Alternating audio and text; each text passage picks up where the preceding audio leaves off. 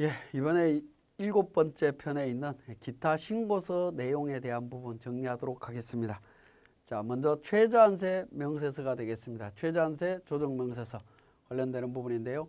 조세특례제한법에 의한 소득공제나 비과세, 세액감면, 세액공제 모두 최저한세 적용이 된다라는 겁니다. 최저한세의 개념은 세액공제, 감면 이런 부분을 적용받더라도 최소한의 세금은 납부해라라는 의미로 이해를 하시면 되겠습니다. 그렇게 이해를 하시고 적용이 되는데 모두 다 적용이 된다. 자, 적용 대상은 사업소득에 대한 소득세고요. 부동산 임대업의 사업소득세는 중소기업 창투 조합 출자 소득공제만 최저한세 적용되도록 되어 있습니다. 자, 소형주택 임대사업자 세액 감면은 적용이 된다라는 겁니다. 임대업도 이 부분이 적용이 되도록 되어 있습니다. 최저한세 적용된다라는 거 기억하시고요. 자, 그 다음에 최저한세 계산은 조세특례제한법상의 필요경비 산입, 소득공제 적용 전 과세표준 곱하기 기본세율의 35%, 3천만 원 초과분은 45%로 계산하도록 되어 있습니다. 산출세액의 35%, 45%를 적용을 합니다. 자, 조세 감면의 배제 순서는 회사의 임의적인 선택에 따라서 배제를 하시면 됩니다. 최저한세가 적용이 됐을 때 최저한세 배제가 되면 회사가 인위적으로 선택을 하시면 되겠습니다.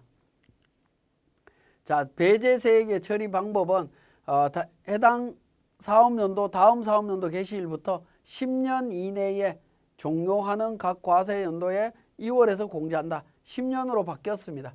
자, 5년 동안 적용되던 부분인데 10년이고요.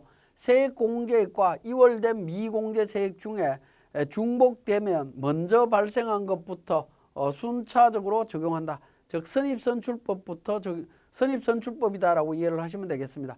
2월 된 세액과 단기에 발생된 세액이 있다라고 하면 2월 된 것부터 먼저 공제한다라는 거, 이 부분 주의를 하셔야 되겠습니다. 자, 결손금 소급 공제 세액 환급 신고와 관련되는 부분 정리하도록 하겠습니다. 자, 우리 앞에서 살펴봤듯이 결손금이 발생이 되면 다른 소득과 통산을 하게 되고 그래도 잔액이 남으면 원칙적으로 2월에서 공제를 하죠. 10년 동안 2월에서 공제를 합니다. 그렇지만 그 2월에서 공제하는 부분은 그러니까 정부가 일방적으로 정한 부분이고요. 그리고 과세소득을 계산하는 기간이 1년 단위로 계산을 하는데 그 1년 단위로 계산하는 것도 정부가 일방적으로 정한 기준이죠. 예를 들어서 2년 단위, 3년 단위로 세금을 계산한다라고 하면 결손금이 발생하지 않을 수도 있다라는 부분입니다. 그죠? 그런 부분이 있기 때문에 자, 그런 불만 사항을 접수를 해서 결손금이 발생했을 때 2월 공제하는 게 원칙이지만 과거에 내가 납부했던 세액을 돌려달라고 해서 신청을 할 수도 있다라는 겁니다. 그러한 부분을 소급 공제라고 이야기를 합니다. 요건을 보면 중소기업에 대해서만 적용을 합니다. 자, 중소기업에 대해서만 중소기업인 사업소득, 부동산 임대업은 제외를 합니다. 부동산 임대업에서는 결손금이 소급 공제가 안 됩니다. 중소기업에 대해서 발생된 단기 결손금이 있어야 됩니다. 단기 결손금이 있어야 되고요. 직전기에 중소기업의 사업소득이 발생하고 결정세액이 있어야 됩니다. 당연히 세액을 환급받으려면 세금 낸 게 있어야 되겠죠. 그죠? 그렇기 때문에 결정세액이 있어야 되고요. 당해 과세기간 및 직전 과세기간의 소득세를 법정 신고기한 내에 신고를 했었어야 됩니다. 늦게 신고하면 안 됩니다. 정확하게 신고를 했었어야 되고요. 당해 과세기간 소득세 신고 시에 결손금 소급 공제 신청을 해야 됩니다. 그죠? 결손금 소급 공제를 신청한 경우에 적용을 합니다. 만약에 미신청하면 어떻게 되느냐? 미신청 시에는 자동으로 2월 공제가 됩니다. 2월 공제가 적용이 되고요. 경정 청구가 안 됩니다. 경정 청구가 안 된다라는 겁니다. 경정 청구가 안 된다라는 거 기억을 하셔야 되겠습니다. 자, 결손금 소급 공제액의 계산입니다. 직전 연도 종합소득에서 소급 공제 결손금을 공제한 후에 산출세액에서 직전 연도 종합소득 산출세액을 차감한 금액으로 합니다.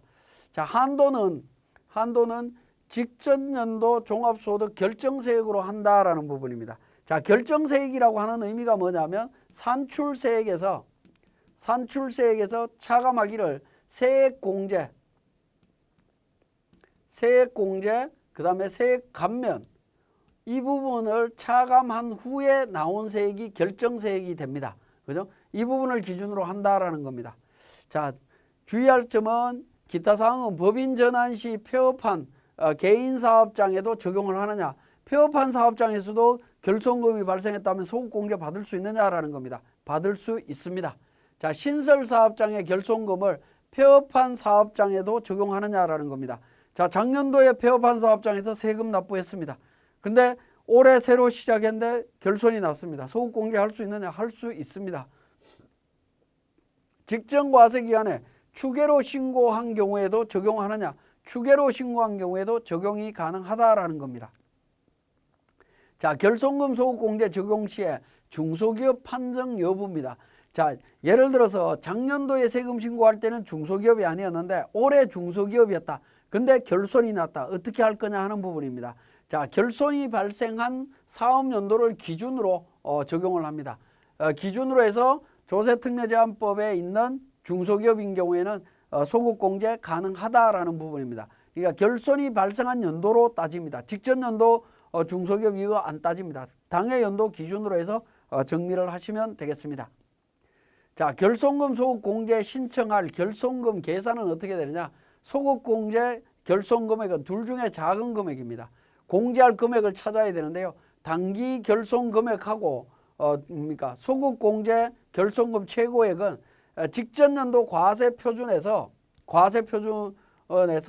직전 사업연도의 소득세율 분의 공제 감면세액이 되겠습니다. 공제 감면세액으로 해서 공제 금액을 찾으시면 됩니다.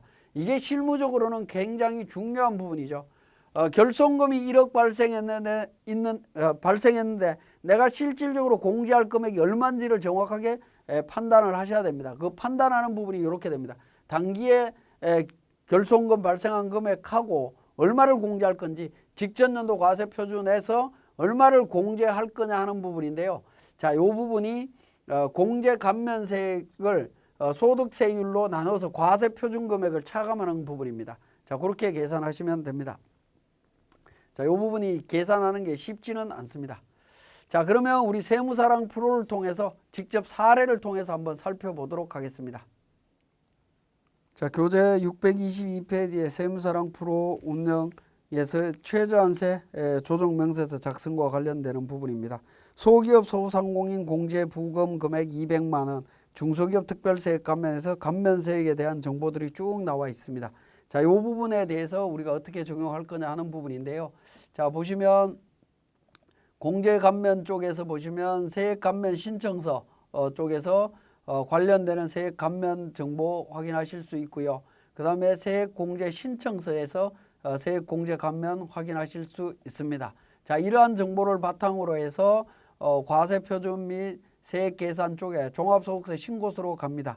자, 종합소득세 신고서에서 8번째 탭에 세액 감면 명세서와 세액 공제 명세서에 관련되는 정보들을 전부 다 반영을 합니다. 자, F8번 세액 감면 조회를 통해서 적용을 하고요. 그 다음에 세액 공제 명세서에서는 F7번 세액 공제 관련되는 부분에서 소득세법과 관련되는 부분과 하단 부분에 조세특례제한법과 관련되는 세액공제 신청서를 작성을 합니다. 자, 이렇게 작성을 해서 반영을 합니다. 자, 반영을 하신 후에 저장하시고요. 자, 그 다음에 이제 최저한세 조정명세서로 갑니다. 자, 최저한세 조정명세서에서 F12 불러오기를 통해서 반영을 합니다. 자, F12 불러오기를 통해서 반영을 하게 되면 관련되는 산출세액 기준으로 해서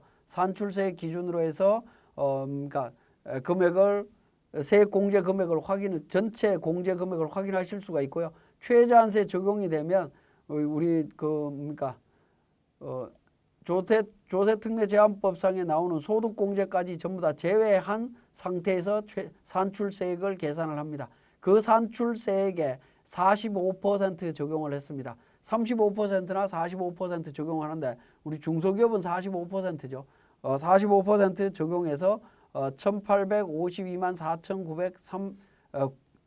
4,493원이 나왔습니다. 이 금액을 기준으로 산출세액하고 맞춰야 되죠. 조정 후 세액 금액을 맞춰야 됩니다.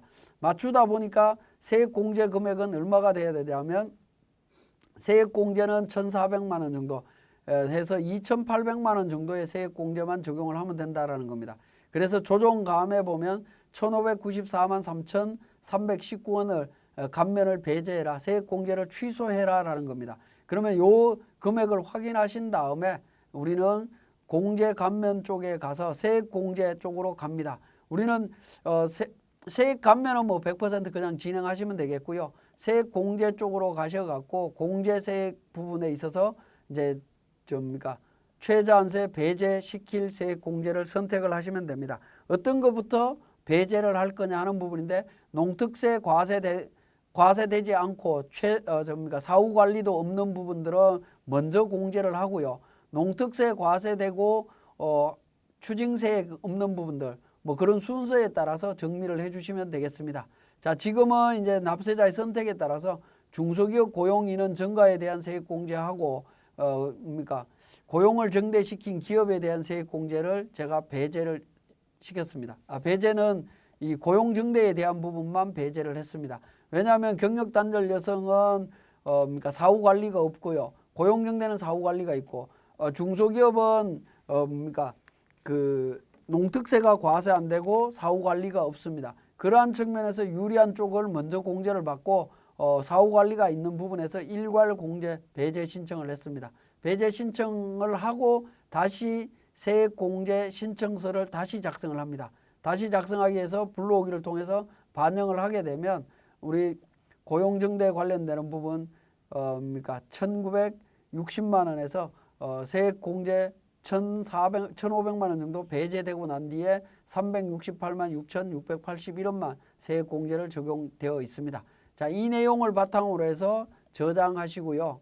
저장하시고 과세표준 및 세액계산 쪽에 가서 종합소득세 신고서로 갑니다. 신고서로 가서 다시 세액공제 F7번에서 불러오기를 통해서 반영하시게 되면 고용증대 기업에 대한 세액공제 금액 반영된 것을 확인하실 수 있습니다. 자, 이렇게 정리를 하시면 됩니다. 최저한세에 관련되는 부분은 이렇게 정리가 되는 거고요. 623페이지에 보시면 공제 순서 요약이 되어 있죠. 사례를 기준으로 공제 순서 부분은 소기업 소상공인 공제 부분 먼저 공제하고, 특별세액 감면 농특세도 안 되고 하니까 먼저 적용하고요. 성실사업자 교육비, 성실사업자 의료비, 그 다음에 사회보험료, 경력단절 여성 세액공제, 중소기업 세액공제 관련되는 부분 뭐 이런 순서대로 적용을 하시면 될 것 같습니다. 자, 그 다음에 농어촌 특별세 과세표준 및 세액 신고 관련되는 부분이 되겠습니다. 자, 조세특례 제한법에 의해서 소득세 감면 등을 받은 사람은 농특세 과세 대상이 되겠습니다. 자, 농특세 과세 관련되는 부분은 자, 우리 공제 감면 성실 지방세 쪽에서 보시면, 자, 공제 감면 성실 지방세 쪽에서 보시면 세액공제 감면 로마 숫자 2번에 농특세 감면세액 합계표가 있습니다. 합계표를 작성해서 진행을 하시면 되는데요. 자, F12 불러오기를 통해서 작성을 할 수 있는 부분도 있는데, 이게 이제 법인 사업자의 경우에는 F12 불러오기를 통해서 하면 자동으로 다 작성이 되는데, 개인 사업자는 그렇지 않습니다. 개별적으로 하나하나 등록을 하셔야 됩니다. 경력 단절 여성과 관련되는 부분, 그 다음에 고용정대, 성실의료비, 성실교육비 관련되는 부분, 적용되는 부분들을 하나하나 F2번을 통해 갖고 반영을 해 주셔야 됩니다. 금액을 직접 반영해서 여기에 적용을 시켜주시면 되겠습니다.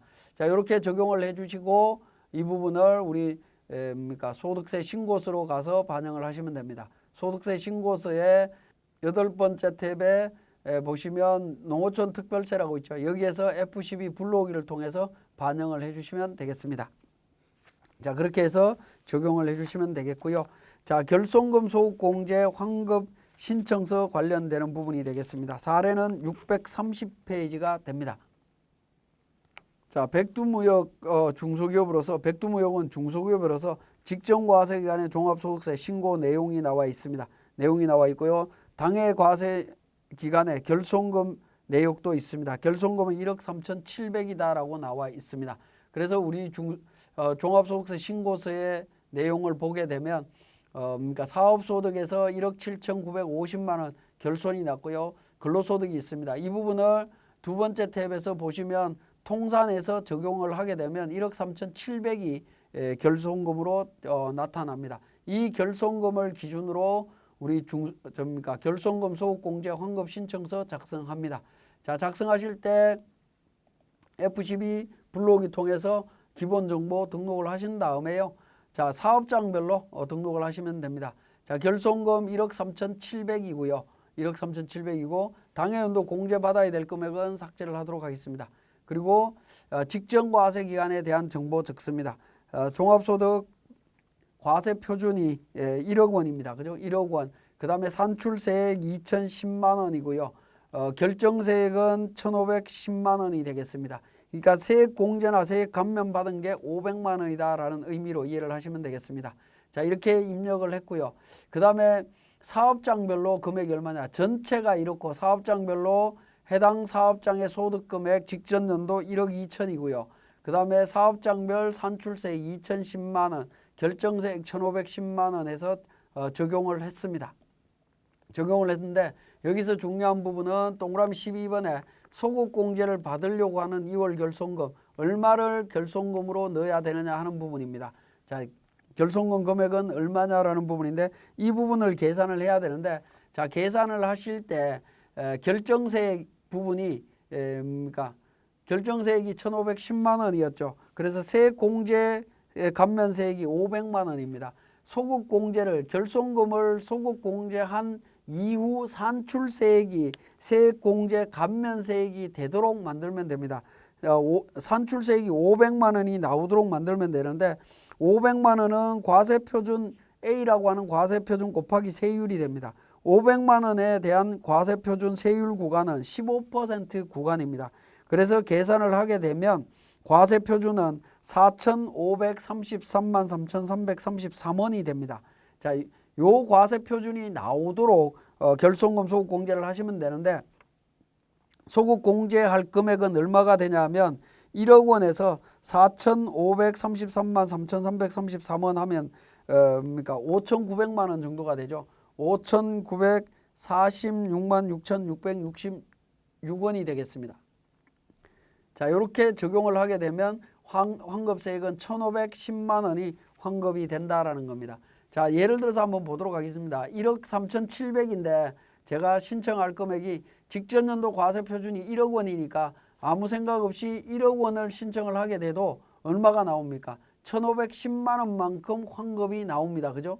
1억 원이 공제된다 하더라도 1,510만 원 환급이 되는데 그러면 3,700만 원만 2월 공제가 되고 나머지 1억 원은 소급공제로 그냥 날아가는 부분이라고 보시면 되겠습니다. 그래서 정확하게 계산해서 넣게 되면 5,946만 6,666원이 되겠습니다. 이렇게 공제를 하면 어떻게 되겠습니까? 1,510만 원 공제가 되죠. 환급을 받을 수 있습니다. 그러면 대략 어떻게 되죠? 7,700만 원 정도 되는 금액은 2월 공제를 받을 수가 있죠. 2월 공제를 받을 수가 있는데 이 부분을 몰랐다라고 하면 그것만큼 손해 볼 수밖에 없는 구조가 됩니다. 그렇게 해서 정확하게 반영을 해 주시고요. 자, 이렇게 이제 결손금이 발생한 연도에 소급 공제를 했다라고 하면 이 소급 공제에 대한 정보를 미리 관리하시는 게 좋습니다. 어떻게 관리하냐면 종합소득세 신고서 쪽에 가셔갖고 두 번째 탭에 2월 결손금 쪽에 가서 당해 연도에 발생된 결손금 1억 3,700만 원 중에 소급 공제한 8,760만 원 관련되는 부분 정리하시고요. 잔액 5,600만 원 관련되는 부분 잔액으로 남아 있는 걸로 이렇게 표현을 해주시면 내년도에 2월 공제할 때 뭡니까 그 혼선 없이 적용할 수 있을 걸로 보여집니다. 자, 소급 공제 금액을 제가 잘못 적용을 했었죠. 보시면 5,946만 6,666원을 공제를 했습니다. 그러니까 당연히 2월 돼야 될 금액이 7,750만 원 정도가 남아 있는 거죠. 7,750만 원을 내년도에 2월 공제로 신청을 하시면 되겠습니다. 자, 그래서 결손금 소급 공제 신청을 하실 때 가장 중요한 부분은 당해 연도에 결손금 소급 공제할 결손금이 얼마인지를 찾는 것이 가장 핵심이다라고 이해를 하시면 되겠습니다. 자, 지금까지 결손금 소급 공제 관련되는 내용 정리했습니다.